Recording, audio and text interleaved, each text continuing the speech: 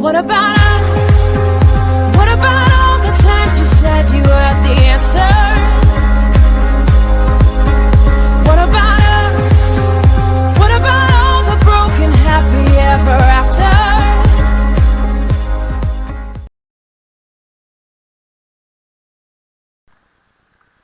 Olá pessoal, eu me chamo Gentil Araújo, falo aqui da Motoban e hoje a gente começa uma série de vídeos destinados a colaborar para que vocês possam realizar o grande sonho de conhecer Ushuaia, esse lugar icônico que parece que todo mundo que tem moto ou pensa ou sonha em realizar essa viagem até lá.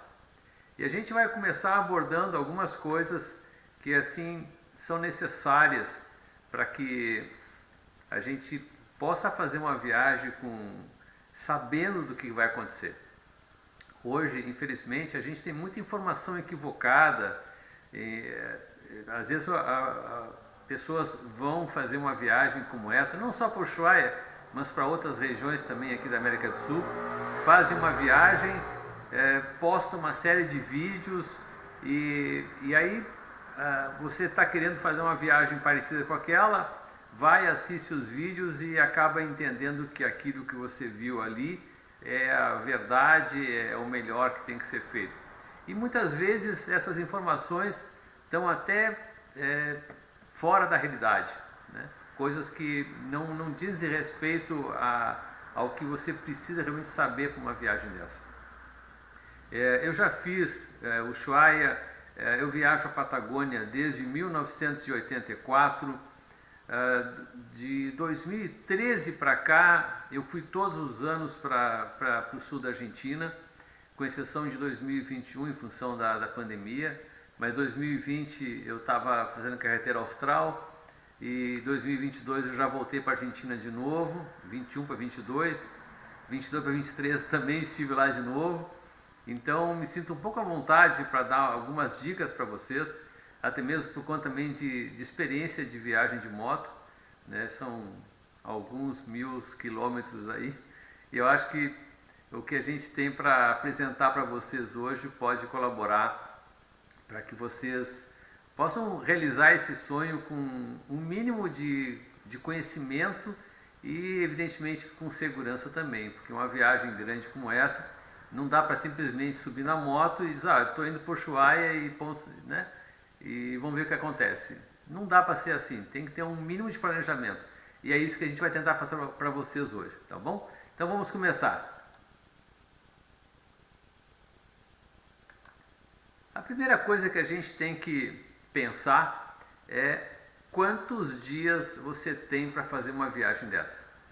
Muita gente fica fazendo um cálculo baseado na quilometragem ou então na informação do Google e às vezes é uma informação equivocada, porque você não está considerando o que você vai parar para visitar, a questão do clima, que é importantíssimo numa viagem como essa, mas principalmente o roteiro que você vai fazer e a maneira com que você vai se deslocar nesse roteiro. Eu diria que a primeira coisa a pensar sobre uma viagem dessa, eu tenho clientes aqui que já foram e voltaram para o Ushuaia em 13 dias. Isso mesmo, 13 dias. Eu costumo levar em torno de 11 dias para chegar lá, né? Mas vamos deixar os apressados e vamos pensar no que é uma viagem realmente bacana.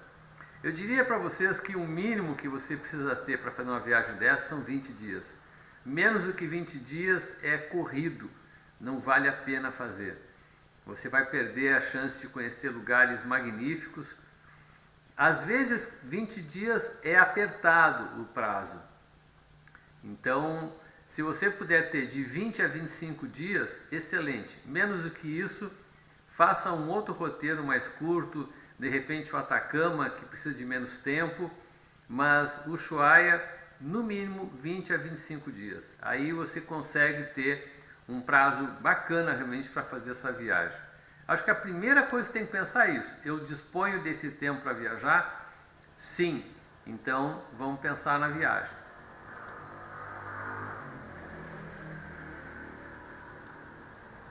A segunda questão que a gente precisa pensar, e aí é uma dúvida que muita gente tem, é a questão de que moto eu vou usar numa viagem dessa.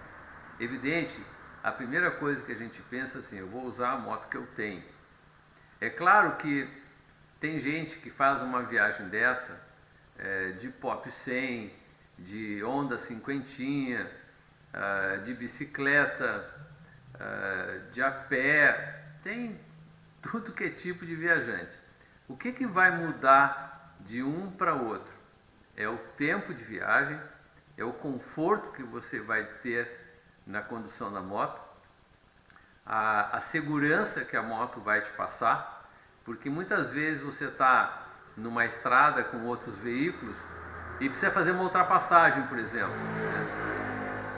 Não repare nesses barulhos, que eu moro numa avenida aqui que mesmo sábado de tarde tem muito barulho. Mas vamos lá. Às vezes uma ultrapassagem, se você não tem uma cavalaria mínima na sua moto, você pode, quando você chega na frente, né, de completar a ultrapassagem, você chega, por exemplo, um caminhão. Você chega na gabine do caminhão e aí você não tem mais potência e o caminhão está ali e vem um carro sentido contrário e você começa a se apertar porque não tem chance de vencer aquela barreira do vento que a própria gabine faz quando ele abre e faz aquele vértice de vento na frente do caminhão. Então é importante que seja uma moto que tenha um mínimo, eu diria assim, 250 cilindradas é o mínimo que eu aconselharia você a fazer uma viagem desse tamanho. A moto ideal é que tenha uma autonomia mínima de 300 km. Menos do que isso, vai ter lugares que você vai passar dificuldade. Então, pense nisso, né? Outra coisa, evidentemente, é o conforto da moto, a posição de pilotagem. Uma moto esportiva, dá para ir? Sim, dá para ir, mas você tem que ter menos de 30 anos, que não é o meu caso, para poder estar curvado sobre a moto, ainda carregando uma mochila nas costas, para poder chegar em uma viagem desse tamanho, né? Não é nada, são no mínimo 10.500 quilômetros de viagem, né? Então precisa ter um mínimo de conforto, né? Aí, uma outra questão importante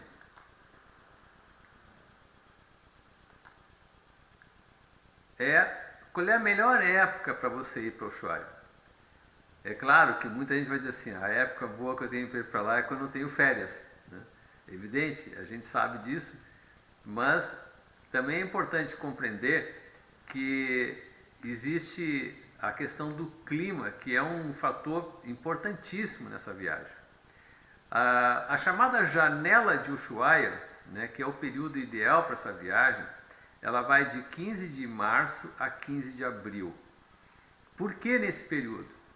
Porque de setembro até março é a temporada de ventos. E de abril em diante começa a temporada de chuva e, evidentemente, a neve. Então, se você consegue ir nesse entremeio entre o vento e a chuva, é o melhor momento. Eu já tive alguns amigos que foram para lá, por orientação minha, nessa época, e um deles me comentou assim, olha, eu saí daqui e cheguei em Ushuaia, eu não peguei vento e não peguei chuva.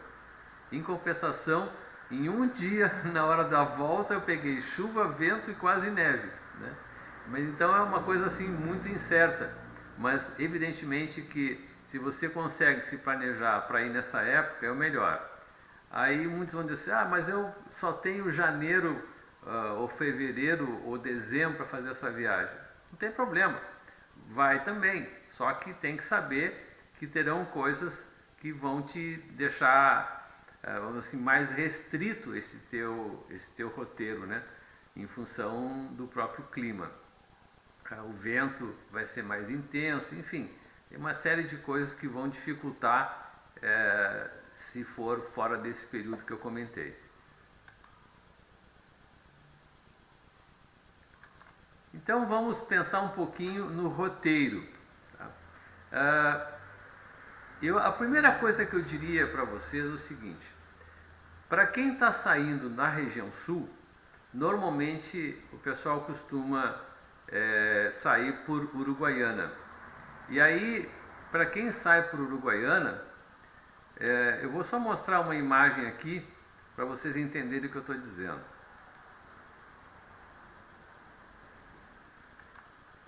Isso é o que acontece em Uruguaiana durante o verão, principalmente, né? Dezembro, janeiro e fevereiro.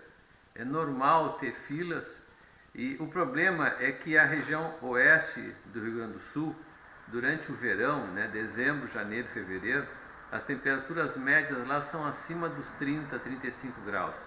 É muito quente, é muito abafado, então fica complicado para você circular nessa região. E, por exemplo, assim, você ficar às vezes, como aconteceu durante esse final de ano, porque o que acontece é o seguinte: os argentinos, eles ficaram muito tempo sem poder vir para cá em função da pandemia. E aí agora que já está normalizando, já normalizou a situação por lá, eles começaram a vir, e a aduana de Uruguaiana, ela atende brasileiros e argentinos, todo mundo que transita ali na mesma fila. Aí o que acontece? Junta muita gente e a coisa fica em torno de 3 horas, 3 horas e meia. Às vezes tu está na moto encarando essa fila e tem que aguardar atrás dos carros e andar lentamente no sol. É escaldante, é difícil. Você tem outras alternativas para fazer esse caminho em direção à Argentina, né? Você pode, por exemplo, quem está mais ao norte pode sair por Foz do Iguaçu, né? Aí pega a Ruta 12, depois a 14, que depois vira 12 de novo, né? Para quem não sabe, a Ruta 12, ela começa em Puerto Iguaçu, aí ela contorna o Rio Paraná, e aí ela vem se juntar, ela passa lá por Santa Fé, e aí ela vem se juntar na Ruta 14 na província de Entre Rios.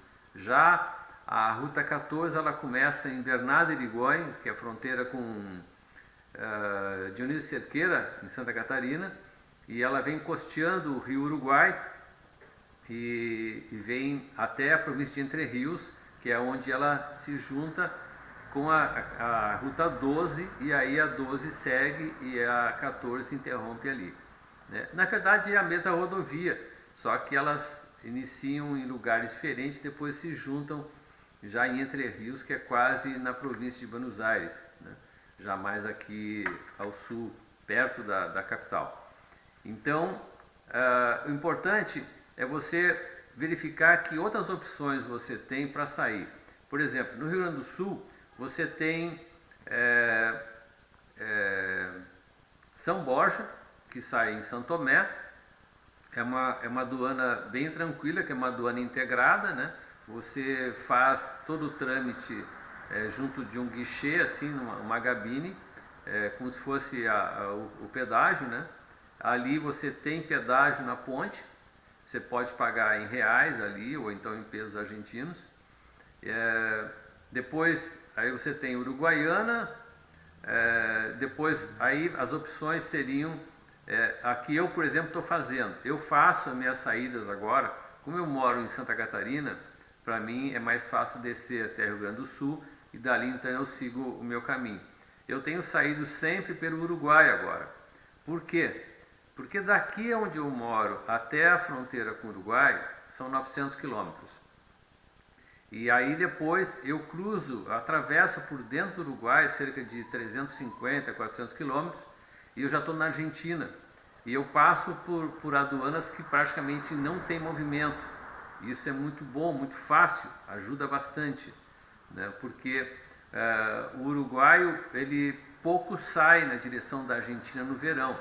Geralmente ele fica nas praias do próprio Uruguai, ou então ele vem passear no Brasil. Então o trânsito entre a aduana uruguaia e Argentina, no sentido Uruguai e Argentina, é muito pequena. Já diferente no sentido contrário, que muita gente acaba usando as aduanas da Uruguai para atravessar em direção ao Brasil, que é justamente por conta do movimento. Uma outra coisa importante, a rodovia que chega em Uruguaiana, a BR-290, ela canaliza todo o fluxo de trânsito de quem vem da BR-101 ou da BR-116. E aí ela chega na BR-116, à direita, logo depois de Guaíba, né? Aí você pega a 290 e é um trecho de mais ou menos 600 quilômetros entre Guaíba e Uruguaiana, e esse trecho todo ele é pista simples e você acaba tendo que andar em filas atrás de caminhões. O asfalto tem vários lugares assim que ele está deformado, ele não, às vezes não tem nem buraco, mas foi consertado de uma maneira não muito correta, então ele fica deformado, fica ruim de pilotar a moto, né? Então você vai encarar uma estrada de pista simples, num trecho assim que tem muitas partes de proibido ultrapassar, tem muitas cidades que são intercaladas na rodovia, então isso tudo torna esses 600 quilômetros mais difíceis de ser percorridos. Aí vamos então agora pensar na opção que você teria de sair por dentro do Uruguai. Primeira, Uruguai você tem basicamente 4 saídas em direção à Argentina. A primeira delas é Salto, que sai em Concórdia. A segunda, que é muito usada, que é no caso aqui eu uso sempre, é a saída por Paysandú, que você vai sair em Colón. Depois você tem a saída de Fray Bentos, que você vai sair em Gualeguaychú, já lá embaixo. E a quarta saída, que é por Colônia del Sacramento, que aí você tem que usar o ferry-boat para sair em Buenos Aires. Essa aí, realmente assim, é uma alternativa que eu não aconselho a fazer, porque se trata de um caminho que vai te largar no centro de Buenos Aires, né? E aí você tem algumas questões ali, assim, de segurança que, especialmente para quem está em grupo muito pequeno, 1, 2 pilotos, acaba sendo bastante arriscado você fazer esse caminho por dentro de Buenos Aires. Sem falar no tempo de viagem que você perde aguardando o ferry-boat, depois o próprio trânsito do ferry-boat. Então não compensa esse caminho. A não ser, é claro, não, eu estou passeando, eu vou parar no Uruguai, eu vou visitar o Uruguai primeiro, que é um lugar fantástico, ótimas estradas, a polícia é extremamente correta, sabe, é uma polícia que te orienta, não é uma polícia que está atrás de te arrancar propina, né? Eu viajo no Uruguai desde que eu tinha 5 anos de idade, com a minha família toda, meu avô era uruguaio, eu conheço bem para poder falar sobre essa questão. Então, assim, quem quiser passear no Uruguai, pode ir que vai ser feliz com certeza. Mas vamos lá.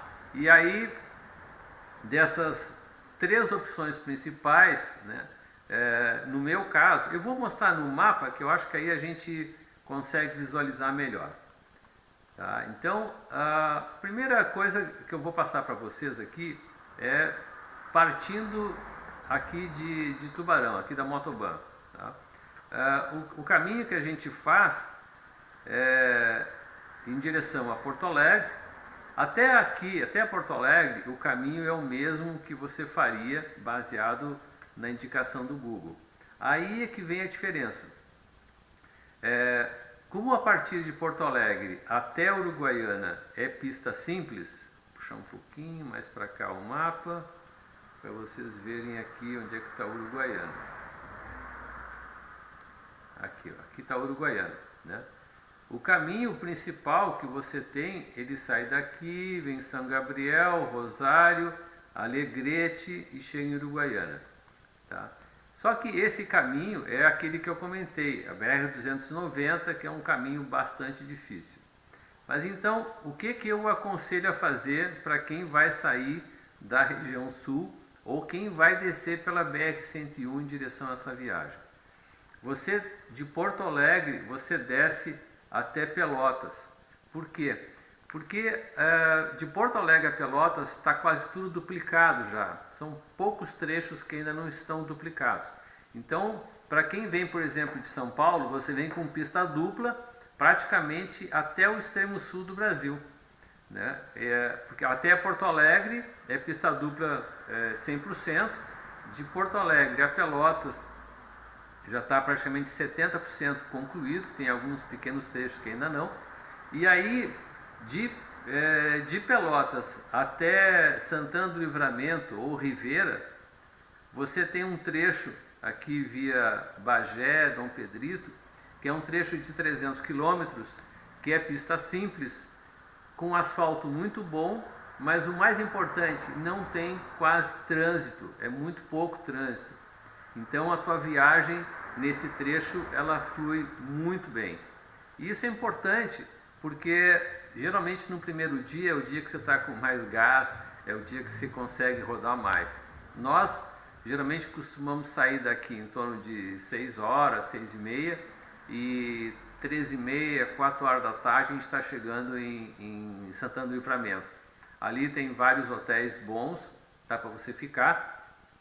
Eu aconselho você, quando você chega em Rivera, a primeira coisa a fazer é ir direto lá no Shopping Cineris. Não é para fazer compras, tá? É porque ali fica, no shopping, fica a aduana uruguaia, né? E aí você pega e dá a tua saída do Brasil, né? A tua entrada no Uruguai, já faz naquele momento ali. Dali você pode optar para ficar num hotel em Santana do Livramento ou em Rivera, ou se preferir até seguir caminho em direção a Taquarembó e Paissandu. Mas aí eu acho que já é meio cansativo, assim, sabe? Rodar, eu acho que 900 km no primeiro dia tá bom, porque aí você já passou aquela pilha do primeiro dia, aí você consegue seguir numa boa, né? Então, por que fazer isso? Da aduana na tua chegada? Porque aí, no segundo dia de viagem, você levanta, embarca na moto e pau na máquina. Já atravessou o Uruguai e já está chegando em Paissandu e Colón, e é tranquilo, né? Você já fez o teu trâmite aduaneiro. E ali é bom porque tem pouco movimento, no final da tarde também tem pouco movimento, e você faz rapidinho ali, depois você vai para o hotel, toma o teu banho, vai sair para jantar, para comer alguma coisa interessante. No próprio shopping ali tem restaurante, né? Para quem gosta de provar comidas diferentes,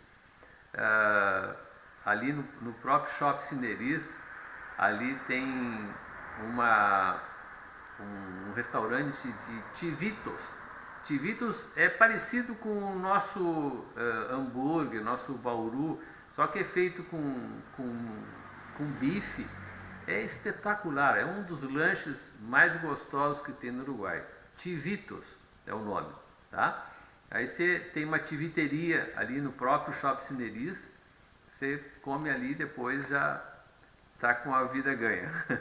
Ou então vai para o centro de Rivera comer uma parrilla, né? Ali tem várias opções bem legais para depois então começar a viagem. Eu particularmente aconselho a comer arroz e feijão, porque depois você vai passar 20 dias sem ver arroz e feijão na frente, né? Então a gente acaba ficando com saudades da comida brasileira. Mas isso aí é assunto para mais à frente, ok? Agora vamos dar uma circulada aqui. De Rivera, a minha próxima parada